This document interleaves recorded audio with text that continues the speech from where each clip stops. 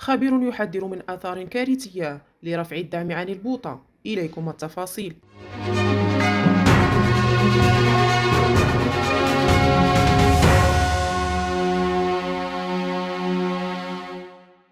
كشف الحسين اليماني الكاتب العام للنقابة الوطنية للبترول والغاز العضو في الكونفدرالية الديمقراطية للشغل ومنسق جبهة إنقاذ مصفاة سمير الحسين اليماني عن آثار كارثية يمكن أن تنتج في حال سارت الحكومة في اتجاه رفع الدعم عن غاز البوتان. وأكد اليماني على قناة تلفزيونية بلجيكية مغرب تيفي أن آثار رفع الدعم عن غاز البوتان ستكون كارثية، موردا أنه ما دامت الحكومة تصرح أنها تعد السجل الاجتماعي، وإذا كان المغزى هو أن كل من له أجر قليل أو كثير غير معني بهذا الدعم، وأن الدعم المالي سيقدم للذين لا يتوفرون على أجر. وأضاف اليماني أن الأشخاص الذين لهم دخل منخفض أو متوسط فالأثر مباشر عليهم هو أن هذا المواطن يستهلك في المتوسط قنينتي غاز في الشهر، ما يعني أنه سيخصم له من أجره 97 درهم مرتين، أي أنه سينقص من أجره بسبب هذا الاستهلاك 190 درهم. وتابع أن المواطنين يستهلكون في المتوسط قنينتي غاز، واحدة للتدفئة والأخرى للطهي، وإذا زادت على المواطن مصاريف قنينتي الغاز بثمن 90 درهم أي أنه ستنضاف عليه 180 درهم في مصروف الشهر، موردا أن زيادة 180 درهم على المصاريف الشهرية لشخص يتقاضى الحد الأدنى من الأجور السميك الذي لا يتعدى 3000 درهم ستنقص أجره الشهري ب 200 درهم أي بحوالي 10% من أجره الشهري، وهذا كله يدخل ضمن الآثار المباشرة.